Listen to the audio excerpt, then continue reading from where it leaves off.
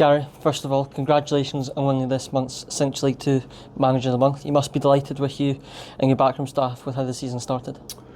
Yeah, listen, I think we've had a good start to the season. You know, I'm reluctant to get carried away, but for everybody at the club, it's always nice when you get awards. But I generally think when you get these Manager of the Month awards, it's on the back of all the hard work for everybody else. Obviously, I have a little bit of an input, but you wouldn't get the award without the help and the support and the work that your backroom staff do, and also the effort and the commitment for the players. You know, we put a new squad together in the summer. They've bought into the ideas quite quickly. But basically, you know, if the players don't do the work on the pitch or don't perform on the pitch, then I wouldn't be receiving this award. So obviously I'm very happy to get it, but I think it's more on behalf of everybody at the club rather than just on behalf of myself. We've had several good moments already this season. James Berry scoring late on against the Spartans and a good 5-0 victory against Stranraer. What's been your highlight of the season so far? It's not really so much a highlight. I just think that I'm quite happy how the squad started to gel and that there's a team forming. Obviously when you bring in, I think it's 12 new players we've brought in, and you're never sure how they're going to gel or how long it's going to take to gel when you bring in that amount of players.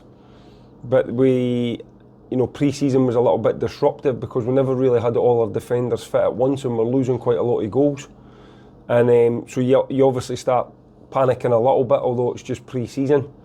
So then obviously to come into the league season and keep as many clean sheets as we have, that's been very pleasing. But as I've said in one of my previous interviews, that starts for the front and works its way back. So really I think you could look at the defensive aspect at Spartans. We're down to 10 men and we hold on, then we got a winner in the last minute. We played against Stranraer and won 5-0 and it could have been more.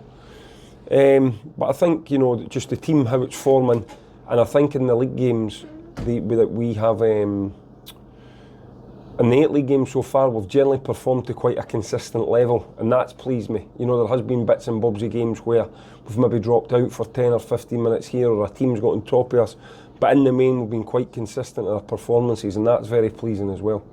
The season's gone really well so far, with only one defeat and being unbeaten on the road. How are you going to make sure that we can build on this positive start?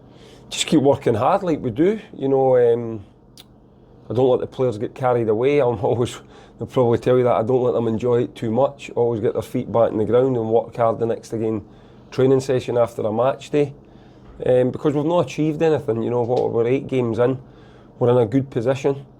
But that's all it is, you know. So I think if we take away for our fundamentals, the hard work, our fitness, our organisation, which allows the players then to go and show that their technical talents and their ability, I think if we ever come away from that in this league, then we're going to come unstuck, because, as I said previously, if you're not at it, any team can beat any team, in my opinion.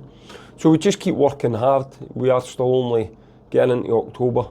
A long way to go, but pleasing to be at the top end of the table rather than near the bottom. In recent weeks, we've seen Marley Swingerow and Mark Ferry come into the squad. What qualities do they bring to this already good side? Yeah, listen, it's quite a relatively small squad, which I've said that I wanted to do, and it was just a luck that when Kinley got injured, Marley was also injured. So we had the only 2 injuries that we had really. Our 2 left backs were out, and Eden stepped in and done a great job for us. But you know, we're hoping that Marley, once he gets a settled training pattern with us, because he's been with us one night, he's been playing with Dundee under 20s or reserves, whatever you want to call it, another night. So he's not really had a full week's training with us yet. So obviously the more he trains with us, the more he's involved. I think that'll put him at ease, it'll make him a little bit more comfortable in the group. And then we hope that he goes and puts real pressure on Kinley for the left back position. And we think that Mark, again, once he settles into the group, will provide a different option to what we've already got up front. He's very, very highly thought of at Motherwell.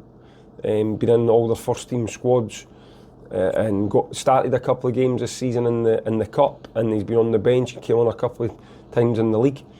So we hope that he's going to push Matty and give us a different option to what we've already got on the front end of the pitch. So, but as I say, both young boys, both out in their first loans, which is never easy. You know, even for Marley, he's just moved up for England in the summer, so he's just getting used to life at Dundee, and then he comes out on loan to us.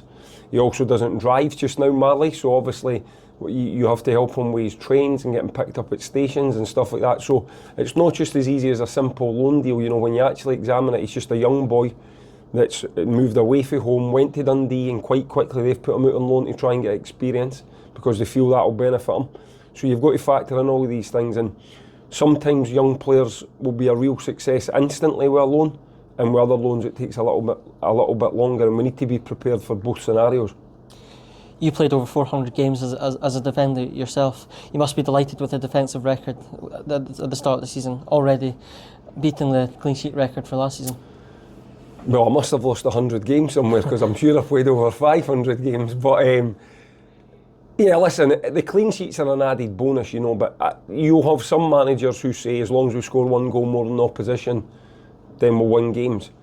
I've always sort of been brought up, probably as a defender, that if we can keep clean sheets and you have talented player at the front end of the pitch, at the front end they'll always do the business and get you goals, and you need to keep the clean sheets at the back. But again, as I've already said, that starts at the front. So yeah, very, very pleasing to have 6 clean sheets in 8 games. What's that, 75%? Fantastic. The challenge is to keep trying to add to that. You know, I think last season Dumbarton had a fantastic clean sheet record. I can't remember exactly how many. I'm sure if I asked Gregory he'd be able to tell me. But I think they were by far and away, you know, they had a really good number of clean sheets. And that's what we need to try and get to, you know, because if we can keep 15 clean sheets, then it's going to go a long way to trying to make you a successful team. So we just keep working away. Honestly, this interview is a little bit uncomfortable for me. It's great that you want to interview me because of the award, and understand that, and it's only right that we do speak in with it, but I'm always uncomfortable about speaking so early about how the team are doing because it is so early in the season. I'm reluctant for people to get carried away because although they're bottom of the table, if we go up to Elgin on Saturday and we don't turn up, we don't prepare properly, Elgin will beat us. You know, so just keep going really. Early days, but if we can maintain the standards that we've shown so early in the first couple of months of the season, then I'll be happy come the end of the season. But it's up to us as a coaching staff to make sure that we make the players play to these standards or try and get to those standards as much as possible, because at part-time level it's very, very difficult to maintain that level of consistency, and that is a challenge, you know. And so far the players are putting a very level, consistent performance in the league games. We need to try and make sure that we keep that up for now till the end of the season.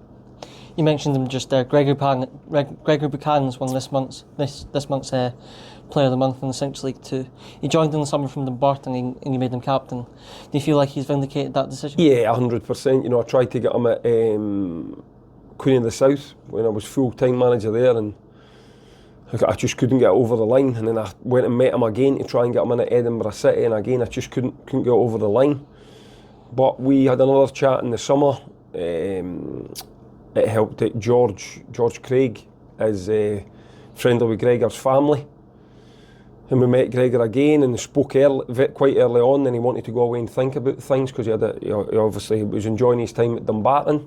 He just missed out last season on automatic promotion, and he had offers as well. But I think this was more for him. He's got a young family. He just wanted to weigh everything up, and delighted when we got the phone call to say that he actually wanted to join us. I had no hesitation in making him captain straight away. I always thought he was captain material, and you know, he's certainly proven that since he come in. You know, he gets the players motivated before the games, doesn't let the standards drop. He's a good link between me and the rest of the players, or Brown and the rest of the players. And the biggest thing is obviously he's been a big influence on the pitch. He's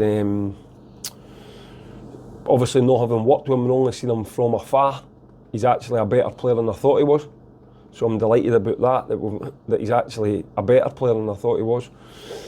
And he's definitely helped the rest of the players in the team. You know, so great that we've managed to get him on board. You know, I think it's that mixed up with all the players' contracts, but I think he's here for a couple of years, if no longer. He seems to be enjoying it. You know, he's a local boy. I think he feels passionate about the club. He wants to try and achieve something here. So all in all, you know, really happy, and of course he's chipping in with goals at the other end as well. So I think he's 4 or 5 goals this season, which is fantastic for a defender. So we need him to keep that up, you know, because he knows that You know, we have himself, we have Nicky, we have Eden, Ross Meakin can play there if I wanted to play somebody else at right. So he needs to keep his standards up as well, you know, but so far, like most of the team or the rest of the team, his standards have been quite high, and we just need him to keep that going. Thank you very much, Gary, and congratulations again. Cheers, thank you.